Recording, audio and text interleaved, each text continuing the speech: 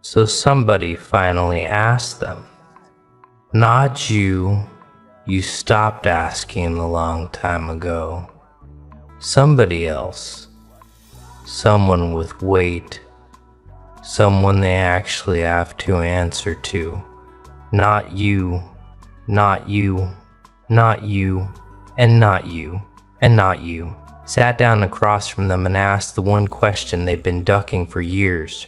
And the answer they gave you can already picture, can't you? Half a sentence, a nervous laugh, a look at the floor. The whole carefully built story they've been carrying around suddenly weighing about 100 lb more than it did yesterday. They're not used to being asked. That's the part that's killing them right now.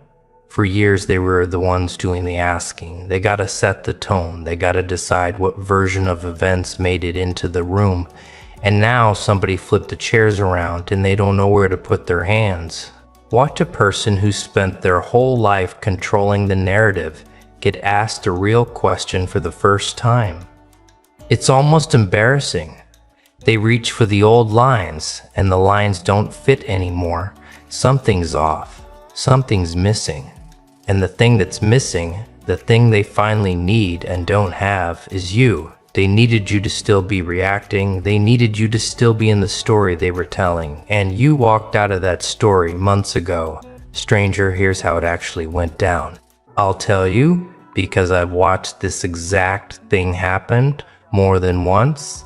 It always starts with one person, not a crowd, not a movement. One person somewhere quiet who's been doing math in their head, putting things together, noticing the gaps in the version they were sold. Maybe it's a boss.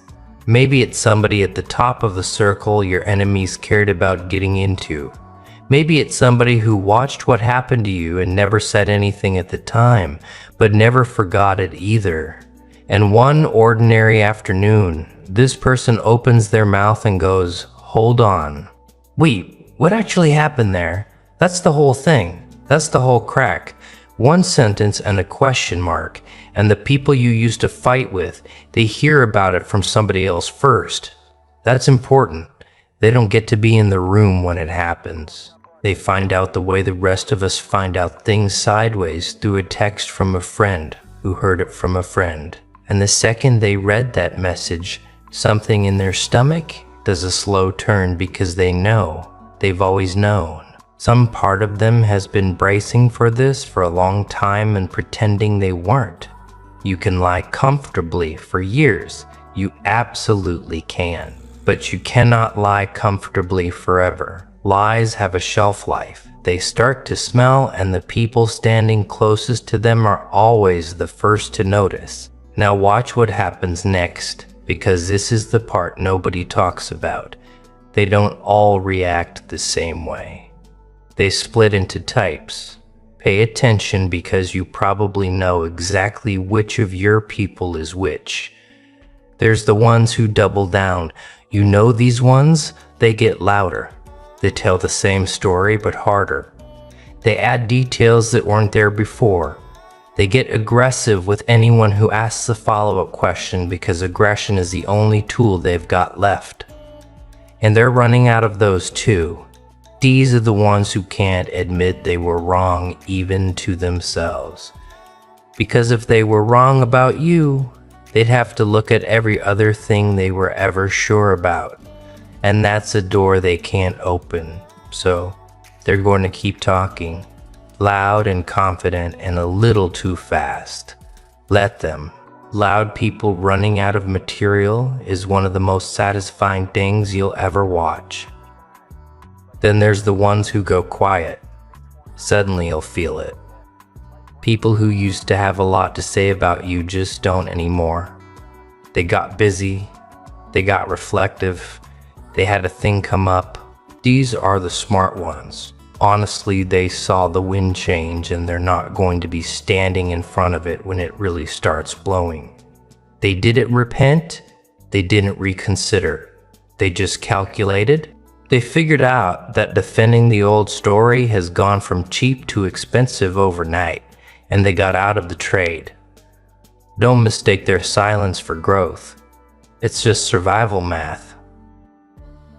And then there's the third group, and this is the one to watch for. These are the rewriters, the ones who are going to come to you eventually with a soft voice and a sad face and tell you they always had doubts, they always wondered, they were never really sure about what was being said about you, they just didn't know how to bring it up at the time. They want you to know they were secretly on your side the whole time somewhere deep down, even if they didn't show it. And listen, some of them might even believe what they're saying. Memory is forgiving like that. It edits, it softens. People rewrite their own role in things faster than you'd believe. But you remember.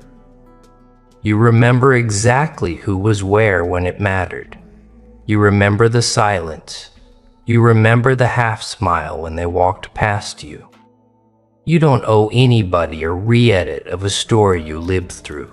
Be careful with this group, by the way. They come in nice. They come in apologizing without quite apologizing. And the temptation is to let them back in because you're tired. Tired. And it would be easier to just close the chapter. Don't do it on their schedule. Do it on yours if you do it at all. The fact that the wind changed doesn't mean they did. Now, you might be sitting there wondering what your job is in all of this. The answer is going to disappoint people who like drama. But here it is. Your job is nothing. Your job is to keep doing exactly what you've been doing. You don't have to show up. You don't have to make a statement. You don't have to weigh in, set the record straight, give the interview, drop the receipts. None of it. The thing that's working right now is working specifically because you are not in the room. Your absence is doing more for you than your presence ever could. Every time somebody asks them to explain themselves, the most powerful thing in that conversation is the empty chair where you would have been if you'd stayed. The space you used to fill is louder than anything you could have said. There's a thing that happens to people who lie about other people for long enough. It's almost a physical thing. The story starts to feel heftier than it used to. They have to remember which version they told to which person. They have to keep the timeline straight. They have to keep their face right when your name comes up because they're not sure who in the room might know. And that's a full-time job they're doing for free. Meanwhile, you're somewhere quiet doing your actual life. And the only person carrying the weight of what happened between you and them is them. That's not punishment. That's just gravity. They picked it up. They get to carry it. And the questions are not going to stop coming. That's the part they don't fully get yet. They think this is one bad afternoon, one awkward conversation they have to get through. They think if they just survive this one, things go back to normal. They don't. Because once one person asks, other people get permission to ask. The questions multiply. They show up at dinners. They show up in performance reviews. They show up at 3 in the morning in their own head when there's no one around to perform for. That's the worst one. The one they ask themselves, you know what? Nobody warns you about when you stop fighting. How loud the quiet gets on the other side. You expect peace to feel like nothing. It doesn't. It feels like volume coming back into your life. You start hearing things you couldn't hear before because your own noise was drowning them out. You start hearing your own thoughts, your own preferences, what you actually want to do with a Tuesday. The version of you that was buried under all that fighting is still in there, and they start to come back the second you stop spending all your energy on people who don't deserve another minute of it. I want to be honest with you about something though, because if I'm not, this whole video is just revenge candy, and you deserve better than that. There's going to be a part of you that wants to enjoy this, that wants to lean back and watch it burn. And I get it. After what they put you through, of course, There's a part of you that wants the satisfaction. Take it if you need it. A little of it is medicine. But don't camp out there. Don't make their unraveling your hobby. Because every hour you spend watching them squirm is an hour you're not building the thing you actually want. And they will absolutely take that hour from you if you let them.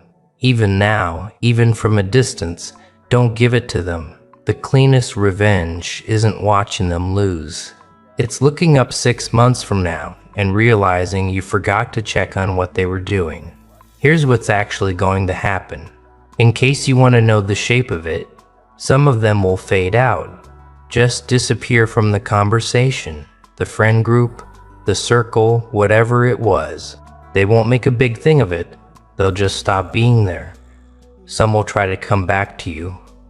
Some will get bitter and turn on each other, because people who built something on a lie always do eventually. They'll start blaming each other for whose idea it was, whose fault it really was, who pushed the story the hardest. Snakes will turn into nuts given enough time. And a few of them, the worst ones, will keep going. They'll keep saying things. They'll keep trying to find new ears. And you'll see them at it from across the room someday and feel almost nothing. A little tired? Maybe the way you feel about an old song you used to love that doesn't move you anymore? That's the day you'll know you actually made it out. Not the day they admit they were wrong. They might never. The day you stop needing them to. So, if you're watching this and you can feel something turning somewhere underneath all the noise, trust that. Don't rush it. Don't force it. Don't go looking for the receipts or kick down any doors. The thing that's coming for them is patient and it doesn't need your help. The question got asked. The first crack already happened. The rest of it is just time. You spent years being the only person in your own corner. You forgot what it felt like to clear his throat, have anybody at all on your side. Get used to it. There's about to be more. The room is finally asking the right questions, and you don't have to be in it for the answer too.